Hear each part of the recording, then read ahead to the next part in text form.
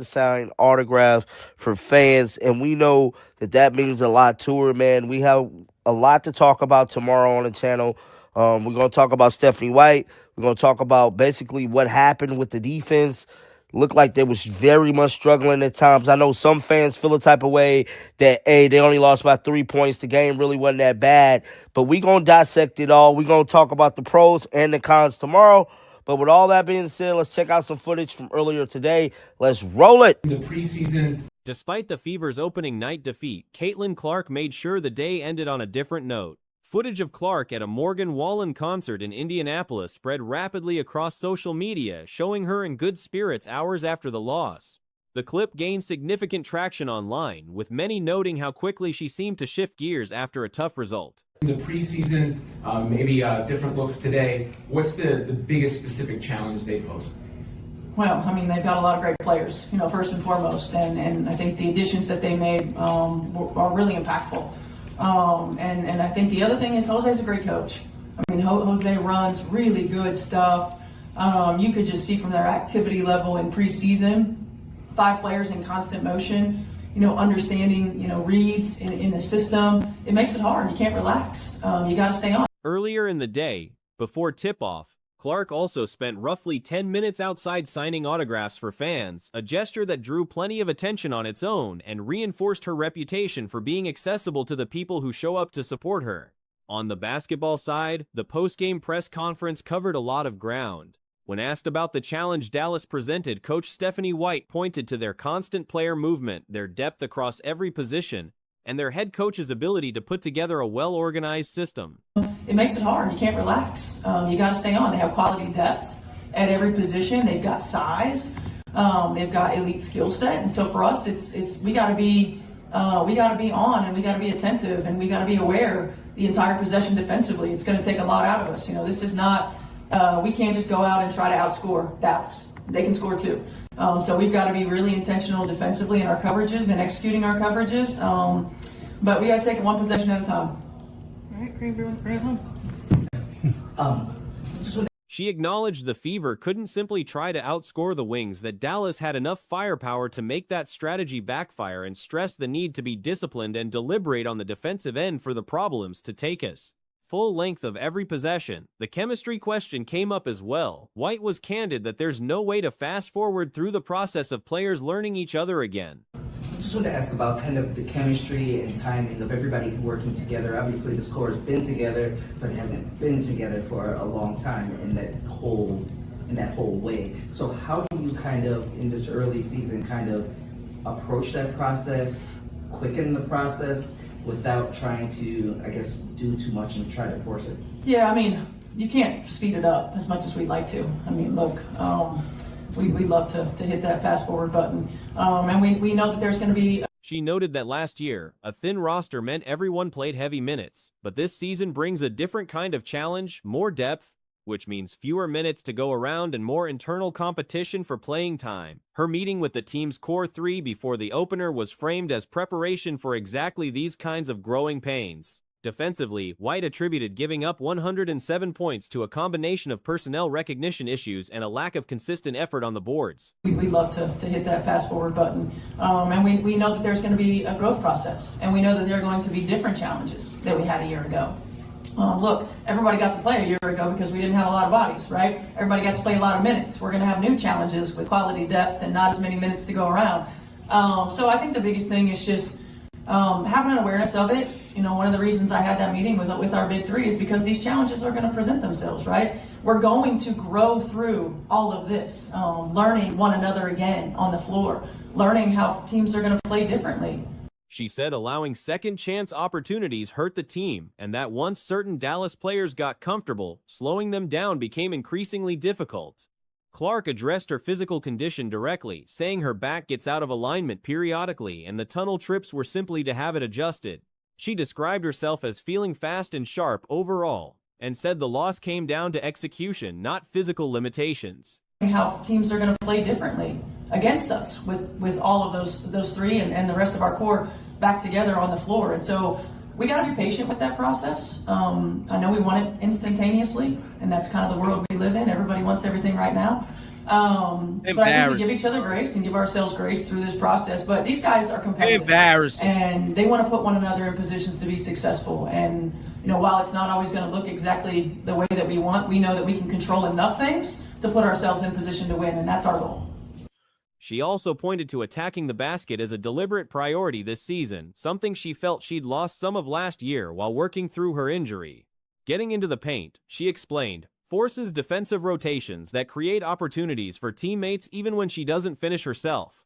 When both Clark and a teammate were asked whether the back-and-forth nature of the game with star players on both sides hitting big shots got the competitive juices flowing, Clark acknowledged that competing against the best is what the sport is about. Man, Stephanie White is so full of it, bro.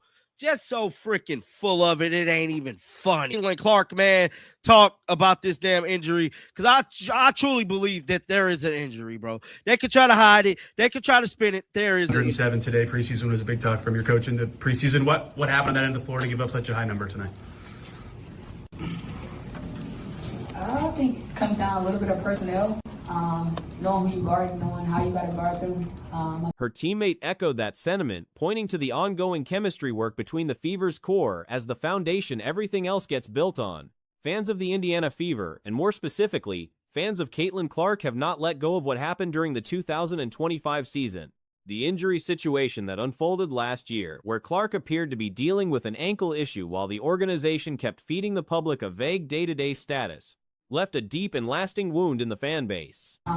Knowing who you guard, knowing how you got to guard them, I think that's one issue of which we have to get better at. But I think collectively, just a little more pride, a little bit more pride and taking it serious. Not that we weren't, it's just, when we play that good defense down the stretch of possessions, get the rebound. Don't give them another chance to really get it back. And I think that shot us in the foot a little bit. And then when you let certain players get going, it's hard to stop them. And so I think our personnel and defense can be a little bit better. Right.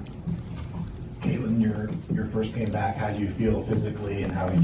The feeling among many supporters was that they were being strung along, kept buying tickets while the full picture of Clark's health was being withheld. That frustration is now compounding. There is also the unresolved matter of the Angel Reese controversy, during which a wave of criticism was directed at Fever fans, branding them as racist. Remember the Angel Reese fiasco where the Indiana Fever fans, the Caitlin Clark fans, were a bunch of racists? The Indiana Fever never did defend their fan base. They didn't. They did not come out and immediately try to shoot that down. Nothing. Instead, they gave some benign bullshit statement. And we're doing an investigation, blah, blah, blah. Never came back and apologized to fans for looking into they bought. The organization's response at the time was widely viewed as inadequate, a generic statement referencing an internal investigation with no follow-up, no defense of their fan base, and no accountability. That inaction left a residue that never went away. Now, the front office appears to be doubling down on its support of head coach Stephanie White through social media content, and the reaction from fans has been overwhelmingly negative. Right in. They bought right into the narrative. Real quick, fast, and in a hurry. Understand who still runs this organization. Plain and simple. You got radicals running the organization. I'm just being real here. You got people ate up thick with agenda running this organization. And you got the Indiana Fever on social media still double. A post promoting White and her commitment to the franchise drew an avalanche of pushback. Comments ranged from references to her tenure at Vanderbilt, which many consider a failed chapter, to accusations of nepotism within the organization, to warnings that continued promotion of White over the team's actual stars would drive Clark's fan base further away.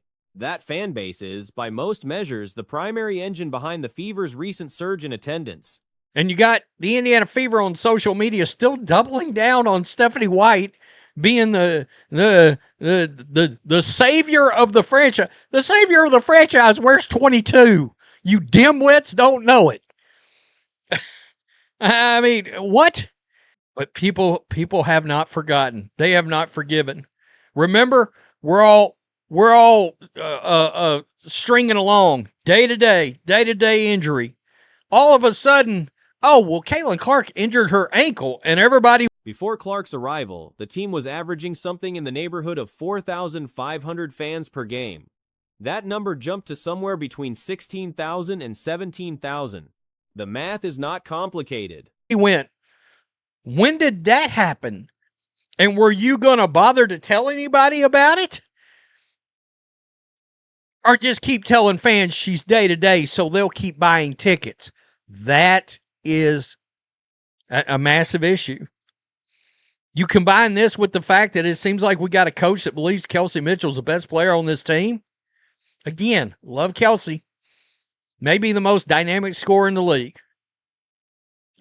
Yet the organization appears to be prioritizing a coach whose methods and results have drawn sustained criticism over the fans and players responsible for that transformation. There are also real basketball concerns being aired. A segment of observers feel that the offensive system being run places Kelsey Mitchell, a dynamic but largely one-dimensional scorer, at the center of the operation, while Clark, the most complete playmaker in the league in terms of scoring, distributing, and rebounding, is being used off-ball and underutilized.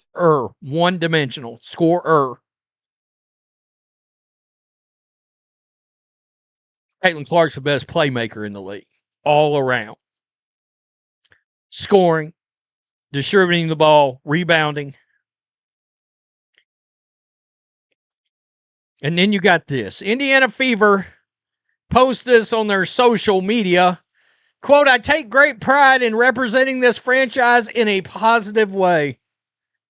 That is a strategic argument that goes beyond fan frustration and into legitimate coaching philosophy questions. Meanwhile, a 2-0-minute look at the New York Liberty in action against the Sun has left observers shaken about the Fever's chances against elite competition.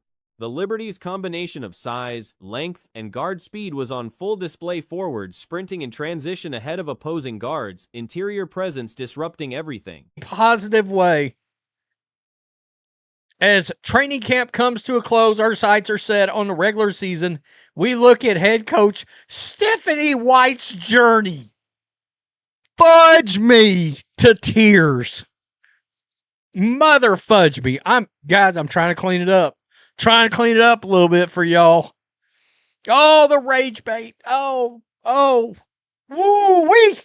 Y'all did not miss on this post at all. That is the standard the Fever would need to match in a deep playoff run, and the roster, as currently constructed, does not project as equipped to handle it. Jonquil Jones was an overwhelming presence. Boston has no real backup. Right here. Yeah. Oh, God. Oh, God.